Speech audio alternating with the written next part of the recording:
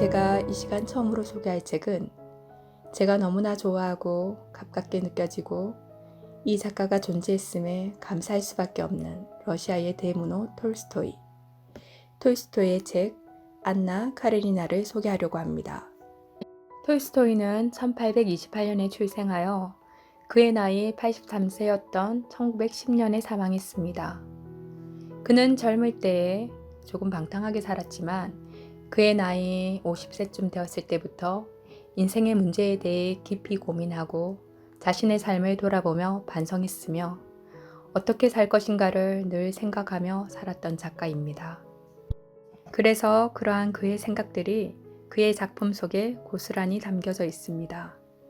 그의 소설을 읽으면 독자들 역시 자신의 삶을 돌아보며 인생에 대한 질문을 던지게 되고 깊이 생각하게 되는 것 같습니다. 톨스토이 책 중에는 단편들도 많지만 이 책은 장편 소설로 3권으로 된 조금 긴 책입니다. 내용이 다소 길지만 글이 복잡하지 않고 재미있고 쉽게 쓰여져 있어서 이해하기 쉽고 잘 읽어집니다. 단지 처음 읽을 때 인물들의 이름들과 애칭들이 복잡해서 저는 연습장에 이름들을 적어가며 읽었습니다. 이 책은 놀라울 정도로 인물들의 내면을 잘 들여다보고 그들의 심리와 감정들을 잘 표현하고 있습니다. 고전은 청소년들을 만일 것이 아니라 나이가 들어가면서 읽으면 더 의미있게 다가오는 것이 고전인 것 같습니다.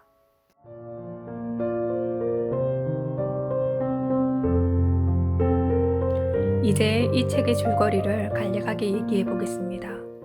기억하기 쉽도록 3명의 이름만 얘기하겠습니다. 안나 카레리나는 여주인공으로 러시아 상트페테르부르크에 사는 아름답고 교양있고 현명한 고위관리의 젊은 아내이며 남편과 어린 아들과 함께 평탄하게 살아가고 있습니다. 그런데 어느 날 모스크바에 사는 오빠가 불륜을 저질러서 올케 언니가 이혼하려 한다는 소식을 듣고 올케를 설득하고 위기에 처한 오빠 가정을 도와주기 위해 모스크바행 열차를 타고 역에 도착하여 내리게 됩니다. 그런데 그 역에서 우연히 잘생긴 젊은 청년 장교 브론스키를 만나게 되는데 이 젊은 장교가 안나를 처음 본 순간 한눈에 반하게 됩니다. 안나는 모스크바에 머무는 동안 오빠의 가정을 회복시켰지만 브론스키의 적극적인 애정 공세에 처음에 외면하려 했고 갈등했지만 안나 역시 브론스키에게 점점 빠져듭니다. 안나는 모스크바를 떠나 집으로 돌아오면서 가정에 남편에게 더욱 성실하겠다고 다짐하면서 왔지만 남편을 보는 순간 오히려 혐오감이 느껴졌고 점점 더 마음을 돌이킬 수 없는 단계에 이르게 됩니다. 브론스키와의 관계를 남편에게 털어놓으며 이혼을 요구했지만 사회적 체면 때문에 남편은 이혼을 받아주지 않습니다. 8년 동안 큰 문제 없이 평온하게 가정생활을 했던 안나는 자신의 잘못을 알고 죄책감도 느꼈지만 브론스키를 포기할 수가 없었습니다. 사회적 지탄도 감수해야 했고 지금까지 누렸던 자신의 모든 것을 버린 안나에게는 오로지 브론스키의 사랑만이 전부가 되어버립니다. 결국 그들은 동거를 시작합니다. 그들은 처음에 너무나 행복한 듯 했지만 그 행복이 오래가지 못합니다.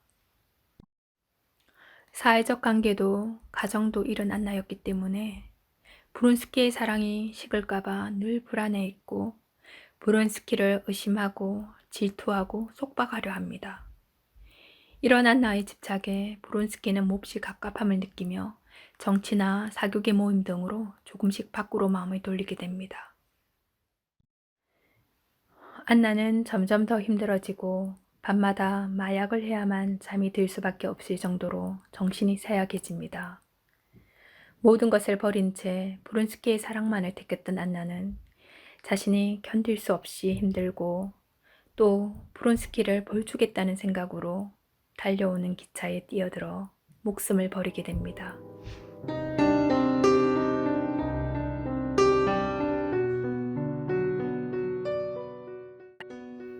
이렇게 주인공이 죽고 소설이 끝나느냐면 그렇지 않습니다. 톨스토이가 얘기하고 싶었던 진짜 주인공은 레빈이라는 남자입니다. 레빈은 소설에 처음부터 나왔던 인물이었으나 제가 이제 이야기합니다. 레빈이라는 청년은 안나의 올케 언니의 여동생을 좋아했고 그녀와 결혼하고 싶어 했습니다. 그러나 이 여동생은 브론스키를 사랑했고 브론스키의 청혼을 기다리고 있었습니다. 그러나 브론스키가 안나를 사랑한다는 것을 알고 매우 상심했지만 그 후에 슬픔을 이겨내고 레빈의 청혼을 받아들이고 서로 신뢰하며 결혼하게 됩니다. 결혼 후 레빈의 가정도 처음엔 여러 가지 갈등들로 많이 싸우고 어려운 상황들이 매우 많습니다. 생각하고 바라던 결혼 생활이 아니었기 때문에 레빈은 힘들어합니다. 그러나 레빈은 살아가면서 삶에서 중요한 것이 무엇인지 고민하며 죽음이란 또 무엇인지 생각하고 삶을 새롭게 바라보며 성장해 갑니다. 예를 들면 부인이 부당하게 비난을 한다고 느낄 때에도 자신을 방어할수록 불화가 심해진다는 것을 발견하고 관계를 위해서 비난쯤은 감수하는 일에도 익숙해지게 되고 그런 레빈의 모습에 부인이 감사함을 느끼며 더욱 다정하게 대하게 됩니다. 소통과 공감을 중요하게 생각하게 된 레빈은 가정에서뿐만 아니라 자신이 영주였지만 직접 농사일을 하며 노동의 즐거움을 알게 되고 농민들을 이해하고 그들과 교감하고 공감하며 지냅니다. 매 순간순간 의미를 느끼며 깨달아갔고 생활 속에서 실천하며 그런 데에서 인생의 기쁨을 알아갑니다. 안나의 죽음 후에도 이렇게 레빈의 삶을 보여주면서 소설이 마무리됩니다. 이제 제가 이 책을 읽고 난 후 생각하게 된 점들을 얘기해 보도록 하겠습니다. 첫째, 삶의 목적과 가치관을 가지는 것이 중요하다는 것입니다. 우리는 살아가면서 끊임없는 선택들을 하게 되는데 삶의 목적과 가치관을 가지고 있지 않다면 매번 갈등하고 흔들리며 후회가 될 수도 있는 선택을 하게 된다는 것입니다. 그래서 삶의 분명한 목적과 가치관을 가지는 것은 꼭 필요하며 그것에 있어서 죽음을 기억하는 것이 중요하다는 것입니다. 죽음은 허무한 것이 아니라 오히려 현재를 소중히 여기며 의미 있게 살아가게 하는 장치라는 생각을 하게 됩니다. 죽음을 생각할 때 삶을 어떻게 사는 것이 좋을까라는 답, 바로 삶의 목적과 가치관을 찾아갈 수 있다는 것입니다. 두 번째로는 이 책을 펼치면 소설이 시작되기 전에 원수 갚는 것이 내게 있으니 내가 갚으리라 라는 로마서 12장 19절 말씀이 있습니다. 소설을 읽어보면 인물들 모두가 서로 판단하며 미워하기도 하고 벌 주고 싶어 하기도 합니다. 그러나 생각해보면 그들만 그런 것이 아니라 그들의 마음에서 일어나는 것들이 우리에게도 일어나고 있고 우리의 내면에도 똑같이 그런 것들을 가지고 있다는 것입니다. 우리가 그들과 똑같은데 누구를 판단하고 누구를 정죄하겠느냐는 것입니다. 우리에게는 그럴 자격이 없다는 것을 가르쳐주고 있다고 생각합니다. 죄는 미워하되 사람은 미워하지 말라라는 말씀을 함께 생각하게 됩니다. 마지막 하나는 자신의 일에 충실하며 다른 사람들과 소통하면서 그들을 이해하고 공감하는 삶입니다. 진심으로 이해하고 공감해주는 것은 사실 그렇게 하겠다는 결심으로 되는 것이 아닌 것 같습니다. 사람을 조건적으로 보지 않고 존재 자체로서 귀하게 여기는 마음을 가질 때 가능하다고 생각합니다. 그러한 삶이 성숙한 삶이고 다른 사람을 사랑하는 삶이고 행복하게 사는 비결이라는 생각을 이 책을 읽고 해보게 되었습니다. 여러분은 이 책을 읽고 어떤 생각을 해보게 되실지 궁금합니다.